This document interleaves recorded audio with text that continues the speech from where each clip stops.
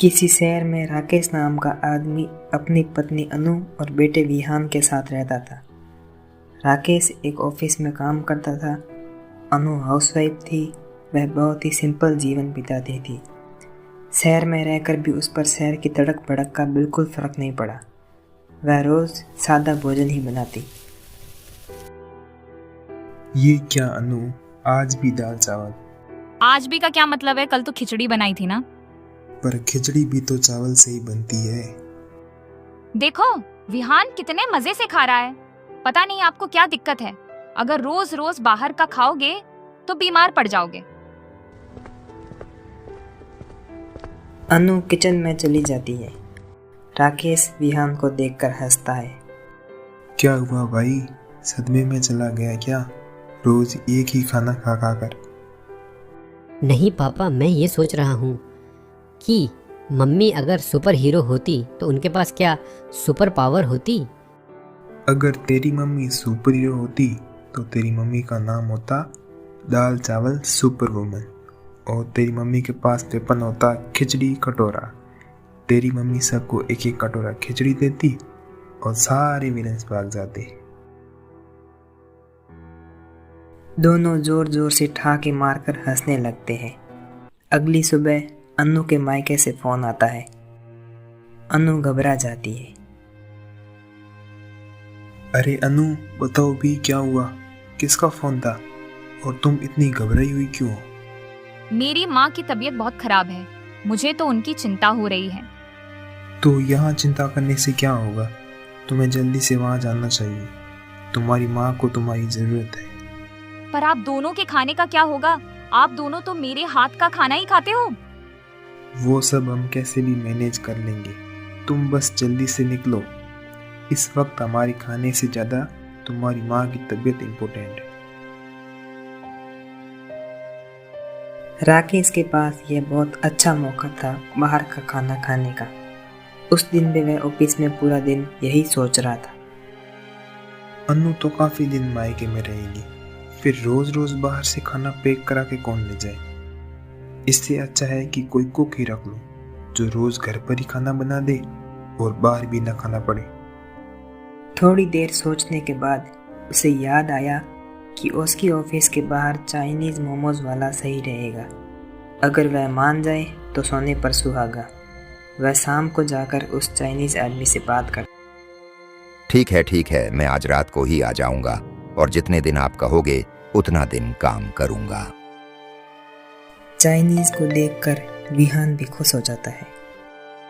वाह पापा, क्या चीज़ पकड़ कर लाए हो? वैसे भी मुझे चाइनीज़ खाना बहुत पसंद है भैया। आप रोज मोमोज, नूडल्स ये सभी बनाना। ओके।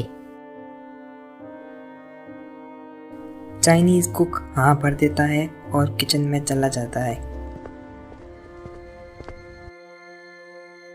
राकेश और विहान बाहर बैठे इंतजार कर रहे थे कि तभी वो आदमी मोमोज बनाकर बाहर ले आता है।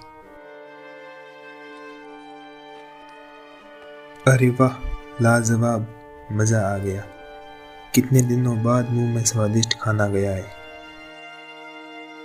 राकेश खुश होकर उसे परमानेंटली रख देता है और उसे पूरे महीने की पगार एक साथ दे देता है। पर पापा, मम्मी से क्या कहोगे? अगर उन्हें पता चल गया तो बहुत बड़ी मुसीबत हो जाएगी। उसकी चिंता तू मत कर, मैं सोच लूंगा। ऐसे ही 4 दिन बीत जाते हैं और एक दिन अनु भी मायके से वापस आ जाती है। विहान पूछो ही मत, मैंने तुम दोनों को कितना मिस किया। मुझे तो हर वक्त तुम दोनों के खाने की ही चिंता रहती थी। पता नहीं दोनों क्या खा रहे होंगे। कहीं भूखे तो नहीं सो गए? तभी किचन से वो चाइनीज आदमी बाहर आता है। अनु उसे देखकर सोच में पड़ जाती है। राकेश, यह कौन है? ये चाइनीज जैसा दिखने वाला आदमी हमारे घर में क्या कर रहा है? ये कुक है। तुम्हारे जाने के बाद इसी ने हमारे खाने पीने का ध्यान रखा। तुमने बाहर का खाने के लिए मना किया तो मैंने इसे रख लिया। ये सिर्फ घर पर ही सारी चीजें बनाता है। हाँ ठीक है, पर अब मैं आ गई हूँ ना। अब इसकी क्या जरूरत है? अब इसकी छुट्टी कर दो।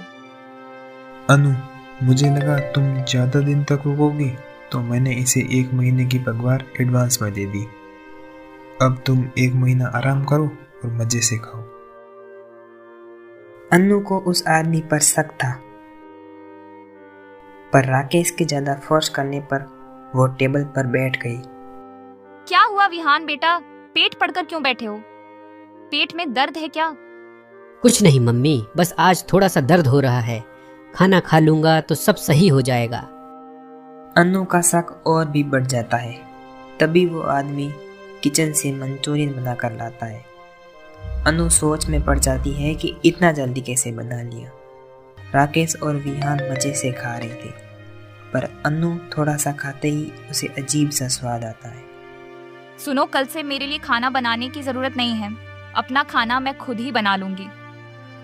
पर क्यों अनु, इतना अच्छा तो है। तुम भी ना छोटी छोटी बातों पर नाराज हो जाती है। अब मुझे कुछ नहीं सुनना, मैं बहुत थक गई हूँ, अब मुझे सिर्फ आराम करना है। अनु सोते हुए भी यही सोच रही थी कि खाने से अजीब सी स्मेल आ रही थी और विहान के पेट में दर्द भी था।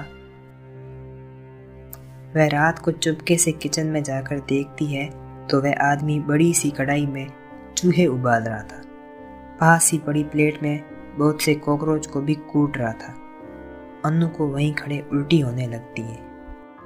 अच्छा तो यह बात है, मेरा पति तो बेचारा भोला है और इस आदमी ने उसे धोखा दिया। अगर अनु सीधा जाकर राकेश से कहती तो वह नहीं मानता, इसलिए उसने एक प्लान बनाया। अगली रात जब सभी सो जाते हैं तो नौकर भी अपना काम शुरू कर देता है। अनु राकेश को जगाती है। राकेश, राकेश उठो, मुझे बहुत प्यास लगी, जरा मेरे लिए किचन से पानी ले आओगे क्या? क्या सच में? वह भी इतनी रात को? तो इंसान को रात को प्यास नहीं लगती है क्या? ठीक है बाबा, ले आता हूँ। तुम गुस्सा बहुत जल्दी करती हो। राकेश किचन में जाता है तो नौकर की सारी हरकतें देखकर दंग रह जाता है। आज वह नौकर एक पतीले में सांपों को उबाल रहा था। ये तुम इन सांपों के साथ क्या कर रही हो? मतलब तुम रोज हमें ऐसा सब खिलाते हो? छी, मुझे तो देखकर ही उल्टी हो रही है। हाँ जी पतिदेव, सिर्फ ऐसा नहीं बल्कि कोकरोच, चूहा और न जाने क्या क्या। पर अनु, तुम्हें यह सब कैसे पता चला? मैं जब कल आई तब से ही मुझे इस आदमी पर शक था। फिर रात को मैंने इसे खाना बनाते हुए देख लिया और आज यह प्लान बनाया ताकि इसे रंगे हाथों पकड़ा जा सके। इससे पहले कि मैं तुझे पुलिस के हवाले करूं, निकल जा यहाँ से। वो नौकर वहां से भाग जाता है। राकेश अनु से माफी मांगता है और सब पहले की तरह सही हो जाता है।